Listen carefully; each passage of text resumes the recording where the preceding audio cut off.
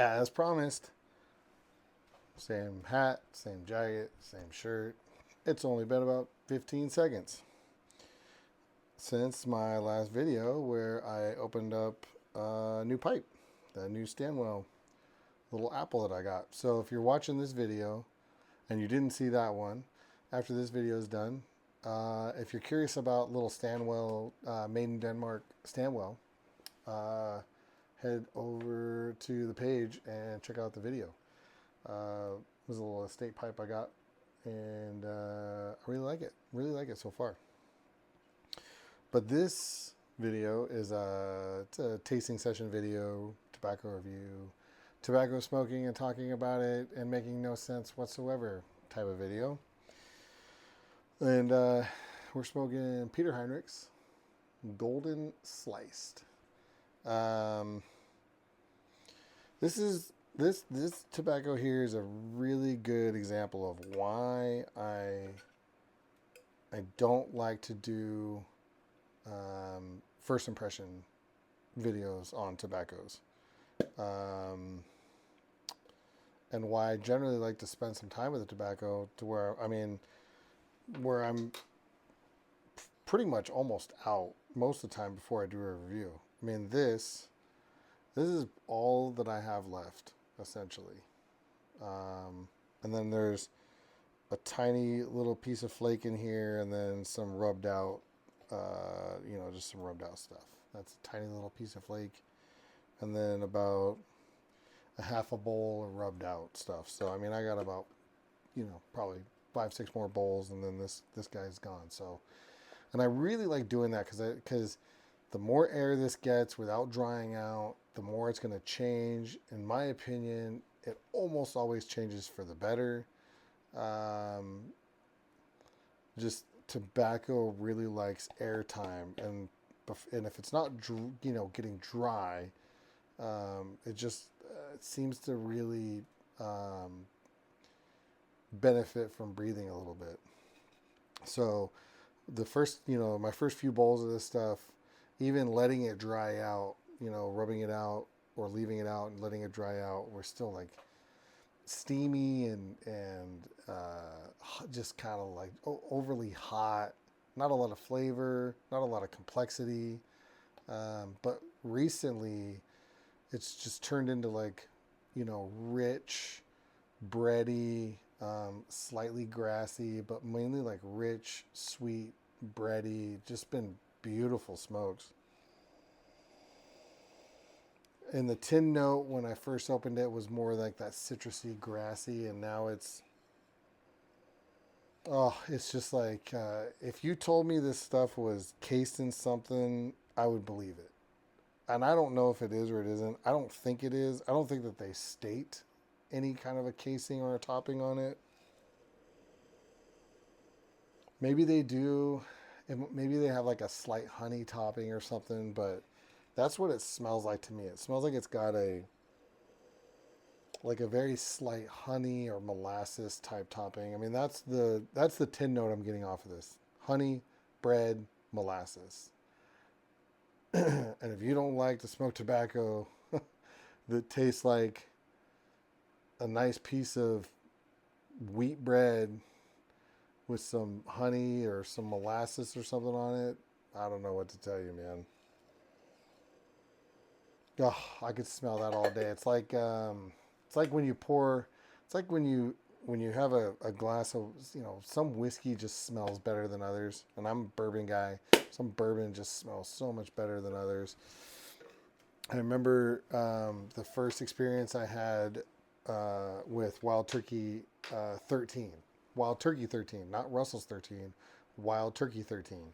It's an export only product, but you can still get it in the U.S. They just charge more for it.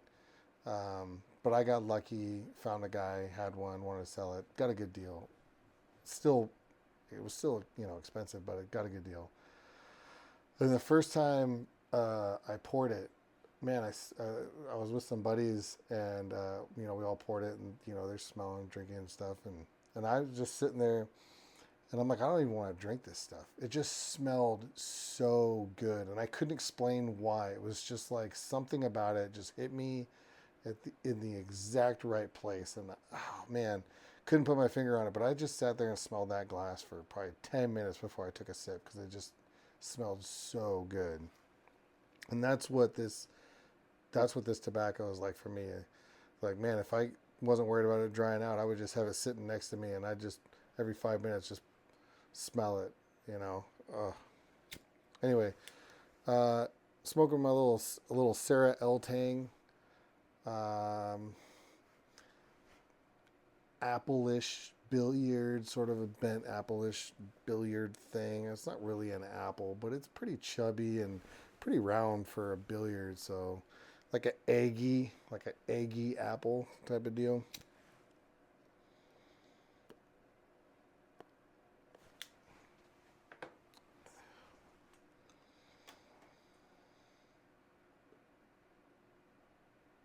Mm,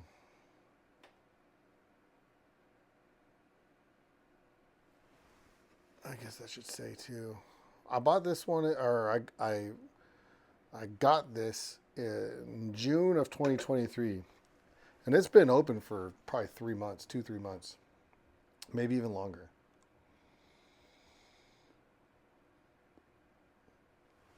And this paint can lid, it's dried out more than what it was when I first opened it, but these paint can lids just seem to be super super good about keeping your stuff from drying out too fast.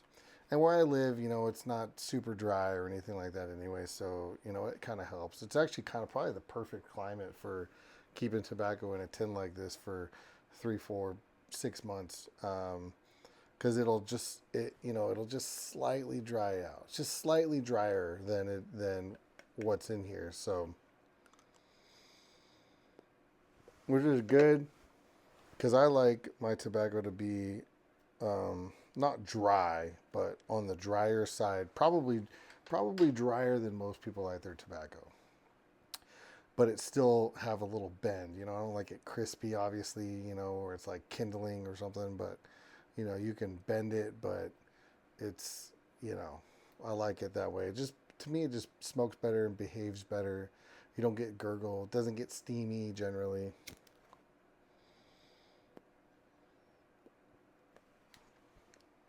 And this stuff has just gotten better and better.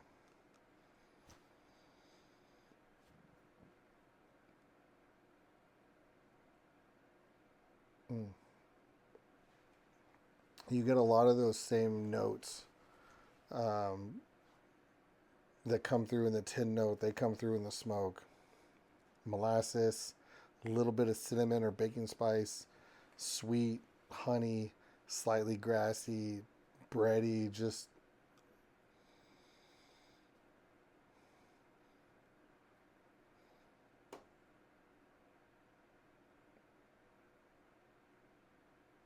super nice. Super nice. Good complexity.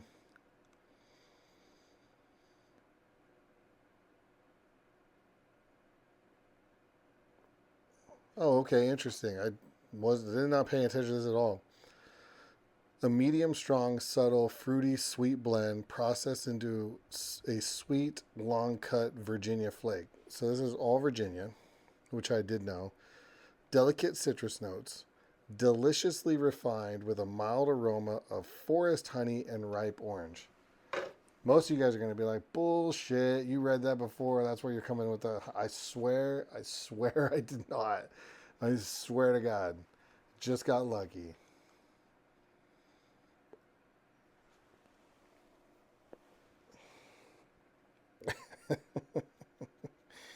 Oh, man. I can hear people now.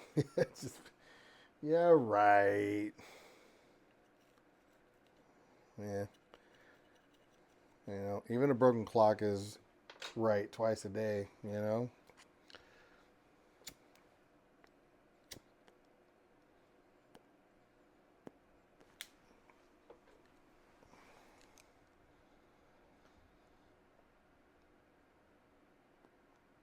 I have a few more tins of this. I don't remember how many, three, four, five more tins of this. And I'm probably going to try to forget about two of those tins for about 10 more years because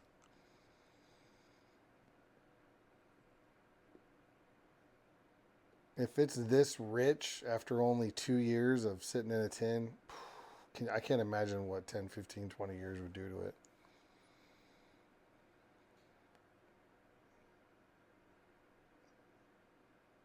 And I'm going to buy more. This is one of those ones where if it's not available all that often, I don't think, really. I got lucky and I was able to buy like 4 tins couple years ago. But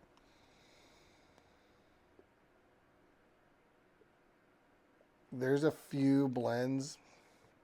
Every couple months, I'll just look and see if there's anything available. And if there is, I just buy.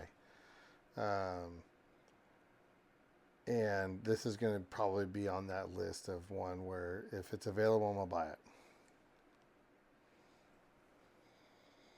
I'm not going to buy a lot of it. I'm not going to go crazy buy 10 tins, but I'll buy 2 or 3, you know.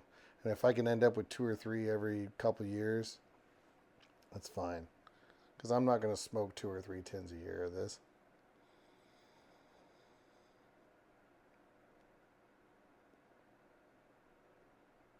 I was thinking about it the other day. Kind of part of my goal is buy tobacco for the next 10 years, and then maybe I'll never have to buy tobacco again in my life.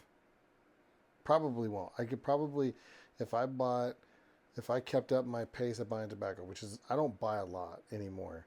If I kept up that pace, I don't think, I probably wouldn't need to buy tobacco for the rest of my life after about 10 years.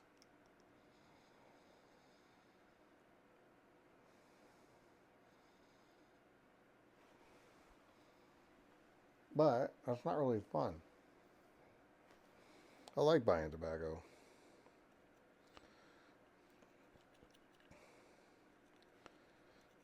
You know? It feels nice being able to buy some tobacco and put some away. And and I've been smoking a pipe for quite a while now. And there's a lot of stuff that was available when I started smoking a pipe that I didn't take advantage of that's not available anymore. There's a ton of stuff. Um, and you never know what the next one's going to be, right? Like, what was it last year? Within the last year was Sutliff was another one, which wasn't a huge fan of Sutliff. There wasn't anything that they produced that I was like, man, I really got to have that. I really want that.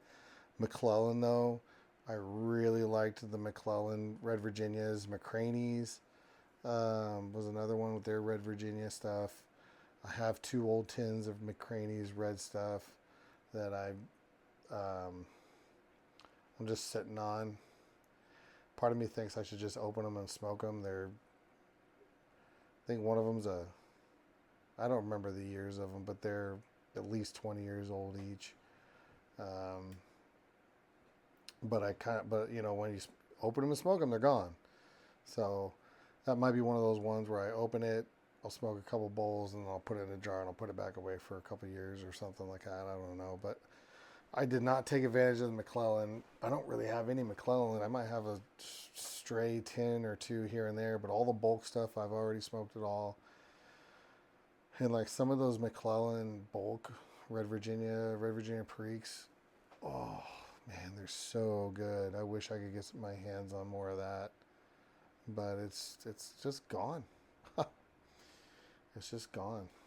I don't know. I'm sure, you go to a pipe show, I'm sure there's people that, you can buy it, but you're going to pay for it.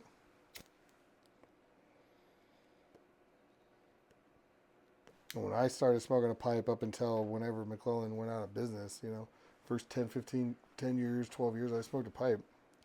Just go on smoking pipes and just buy pounds of that stuff. And, I'd buy a couple ounces here and there. Didn't have any money.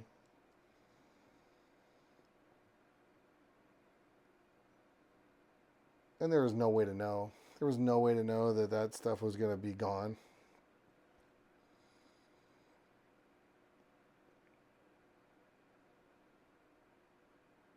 When they were going out of business, you could find some stuff. I could buy some. Like I said, it's all gone. I smoked it.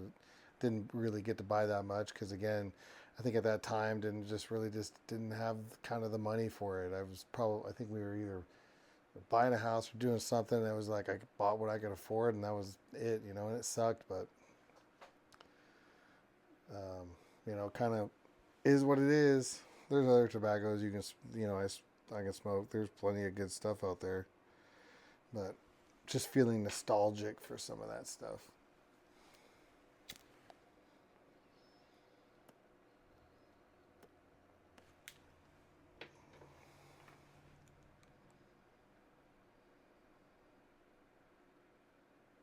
Man, it's a super good straight Virginia. As you can see, it's dark. There's a little bit of, there might be a little bit of bright Virginia, just a tiny bit, but it's mostly going to be that red and brown Virginias and just very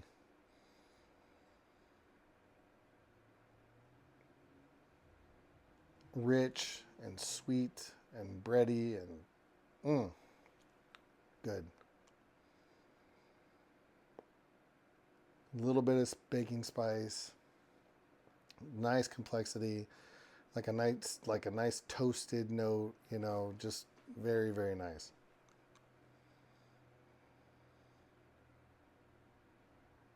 Anyway, I think that's going to be it for me. Um, this is good stuff. I'm going to go finish up this bowl. And then I'm going to keep smoking that apple. Uh, I will say in the beginning as well, I did, I would alternate flake, fold and stuff flake, and then I would rub something out completely and fill the pipe that way. And then about half a way through this tin, I'm pretty much exclusively folding stuff and then putting on, some kindling on top and doing that. And for me, with this tobacco, folding stuff is the way to go.